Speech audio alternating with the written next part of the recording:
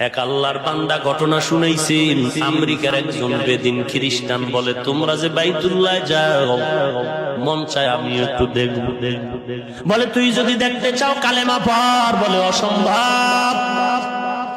এইবার আল্লাহর বান্দা গোপনে গোপনে মুসলমানের নাম নকল কইরা কইরা পাসপোর্ট করছে।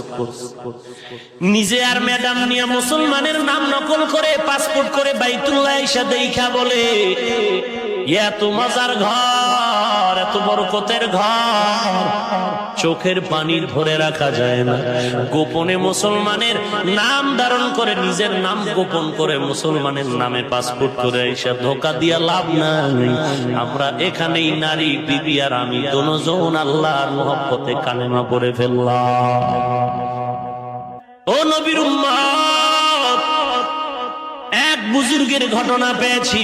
বুজুর্গ বাইতুল্লাহর চতুর্পার্শ্বে দৌড়ায় আর চোখ বাঁধা, চোখে পট্টি লাগানো।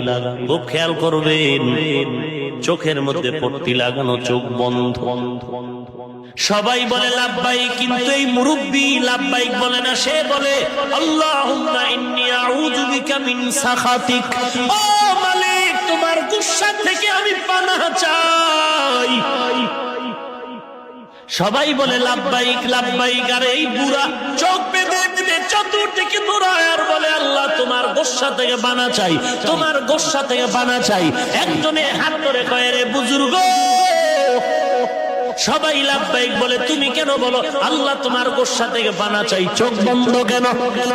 ও হাজি, ওই হাজি সাহেব, ভালো করে শুনে নাও। আল্লাহর বান্দা বলে, আমার গোপন খবরটা আমি তোকে দিব না। বলে না, বল। আল্লাহর বান্দা বলে, কপাল আমার মন্দ, কপাল আমার বড় খারাপ হয়ে গেছে। কি খারাপ? বলে, আমি বাইতুল্লাহ জিয়ারতে আইসা তাওয়াফের কদমে কদমে 70,000 নেক, 70,000 গুনাহ মাফ হয়। কিন্তু আমি বাইতুল্লাহ ঘুরতে গিয়া আমাদের সাথে সাথে নারীরাও তো ঘুরতেছে। লাব্বাইক বলে, আমি এই জায়গার মধ্যে বসে একটা নারীর চেহারার দিকে আমি অপলক দৃষ্টি দিয়া রাখছিলাম।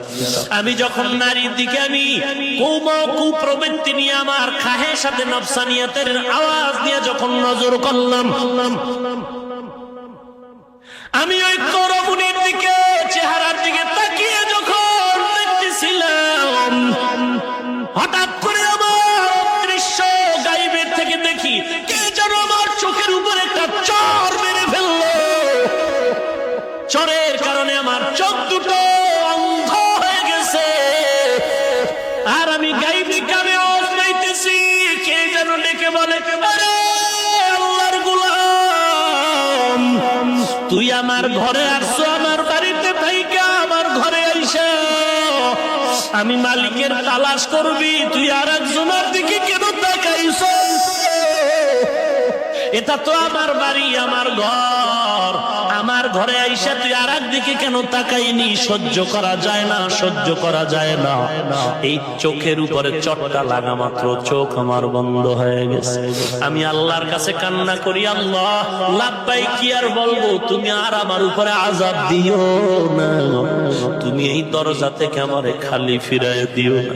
কত হাজি সাহেব হজ করার পর বাংলাদেশে আসে, দেখি গুনাহ ছাড়ে না, আরো গুনার অবস্থা বেড়ে যায়। কারণটা কি রে মুমিন? ওই কালকে কিতাবে দেখলাম, ওই যে আমরা পাথর মারি হাজি সাহেবরা, পাথর মানেনি।